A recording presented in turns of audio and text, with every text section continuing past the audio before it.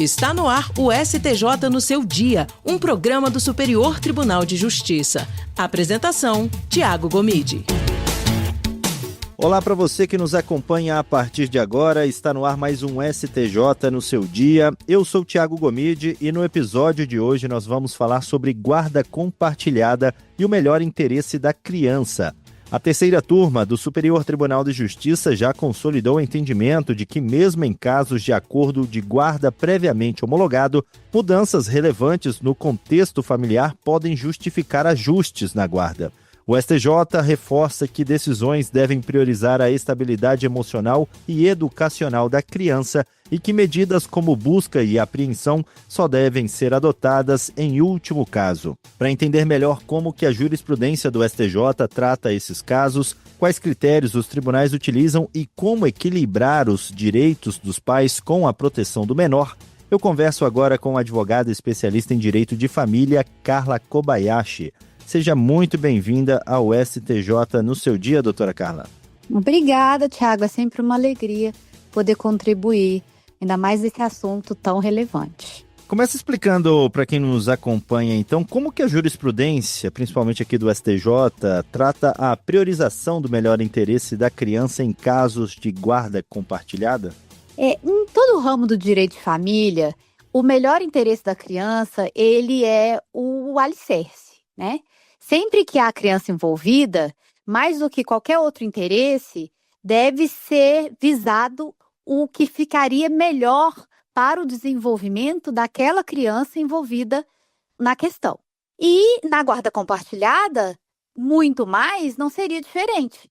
Exatamente porque é o assunto, digamos assim, que mais trata da questão da criança no seu seio familiar, né? Nas suas relações familiares. Então, o STJ sempre visa o melhor interesse para a criança dentro do cenário fático em que ela se encontra nas relações familiares. Doutora Carla, e em que situações a jurisprudência permite relativizar acordos de guarda já homologados?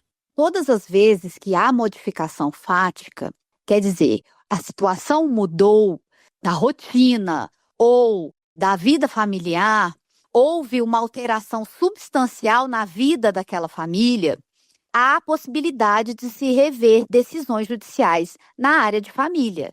No direito de família, não se verifica a coisa julgada, exatamente por ser um ramo muito dinâmico, onde as situações fáticas mudam com uma constância considerável. Então, todas as vezes em que há uma alteração fática substancial, poderá haver uma alteração jurídica a respeito daqueles fatos. Então, por isso que há essa relativização em relação a acordos ou mesmo sentenças anteriores, quando o assunto é direito de família. E que critérios os tribunais têm usado para avaliar mudanças de residência de um dos genitores nos casos que tem guarda compartilhada? Sempre se verifica o que será melhor, qual cenário será melhor para o desenvolvimento da criança ou do adolescente envolvido, né? Então, se a alteração de domicílio for mais favorável àquele momento em que a criança ou adolescente se encontra na fase de desenvolvimento, será possível a alteração. Mas se houver o domicílio de um dos genitores, e para a criança será melhor que ela permaneça no domicílio de origem, então, mesmo o genitor alterando o domicílio, a criança ou o adolescente permanecerá no domicílio anterior. Tudo dependerá das circunstâncias fáticas em que o caso está inserido. Se para a criança for saudável ela acompanhar o genitor que está alterando o domicílio, assim será feito. Né? Tem que sempre observar a situação fática mais benéfica à saúde integral daquela criança ou adolescente envolvido. E de que forma a jurisprudência considera a estabilidade emocional e educacional da criança ao analisar essas alterações na guarda? A jurisprudência sempre verifica as condições, claro, não só emocionais e educacionais, mas familiares em que ela será inserida. Então, se ela está indo para um ambiente completamente diferente, onde não há nenhuma rede de apoio, onde ela não tem nenhuma familiaridade com o local, onde para ela aquela mudança será nociva, não é o caso. Mas, se for uma experiência que vai trazer crescimento pessoal, vai trazer crescimento na esfera da educação, se for enriquecer aquela criança no seu pleno desenvolvimento, então o judiciário será favorável. Então, sempre se verifica o melhor interesse.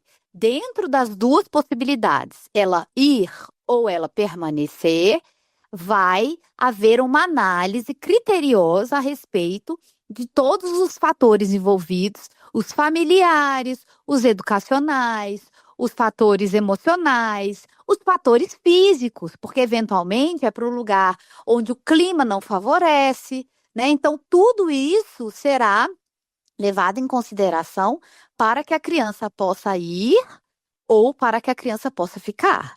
Lembrando que o fato de a criança alterar o domicílio não necessariamente a afastará do genitor que permanece no domicílio anterior. Hoje nós já temos uma gama de tecnologia que permite que aquele afeto, aquele vínculo não seja diminuído, né?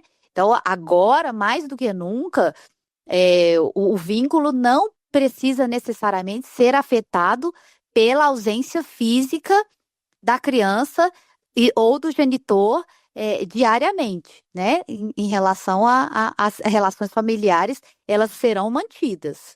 Ok. O entendimento do STJ sobre revisão de decisões com base em mudanças fáticas aí amplia a flexibilidade do direito de família ou não? O STJ ele sempre foi muito razoável em relação às questões familiares, né? O direito de família sempre teve um amparo do STJ muito humanizado, exatamente porque são questões sensíveis, né? São questões normalmente envolvendo crianças, adolescentes em fase de desenvolvimento que precisam ter um olhar mais atento, precisa de uma sensibilidade maior, não só na legalidade, mas extrapola o que a lei cristaliza, né? Não pode ser uma coisa rígida. E o STJ sempre teve esse olhar muito humano, exatamente para que a criança seja o cerne da questão sempre, né? Então, muitas vezes a norma legal ela é flexibilizada para que o princípio do melhor interesse da criança e do adolescente seja, na sua integralidade, observado. E até que ponto o descumprimento de um acordo de guarda ele é tolerado de acordo aí com a jurisprudência e considerando as circunstâncias excepcionais de cada caso? O descumprimento nas questões familiares, ele sempre teve um olhar peculiar. Porque quando envolve criança, é muito complicado você impor determinadas decisões, mesmo que sejam por meio de acordo. Assim como não se pode impor um convívio obrigatório do pai ou da mãe com o filho, e isso já foi tema diversas vezes, e há essa discussão muito importante sobre as relações de afeto, porque se você obriga, muitas vezes essa relação será uma relação abusiva e prejudicial. Então, é importante que haja sempre uma flexibilização para se verificar o melhor interesse da criança, se aquela relação será uma relação saudável. O importante dos cumprimentos dos acordos e das decisões judiciais relacionadas ao direito de família é sempre se verificar as relações saudáveis das crianças com seus familiares e os adolescentes, obviamente. Então, essa flexibilização do cumprimento muito se dá em virtude dessa possibilidade, dessa visão de colocar a criança e o adolescente no foco, né? Então, é possível que haja um descumprimento desde que a criança seja sempre beneficiada com esse descumprimento. Jamais ela seja prejudicada. E aí sim, quando há um benefício para a criança diante do descumprimento e que ela não observa risco para a integridade física, mental, o desenvolvimento pleno dela, é possível que não haja penalidade por esse descumprimento. E como que a jurisprudência define a busca e apreensão de menores como medida extrema aí em casos de guarda compartilhada? Mesmo em caso de guarda unilateral, a busca e apreensão ela deve ser usada apenas quando a criança se encontra em risco. Mesmo quando um pai ou uma mãe se encontra com a criança e não quer devolver ao outro genitor, não sendo caso de sequestro ou qualquer outro crime, por óbvio, né?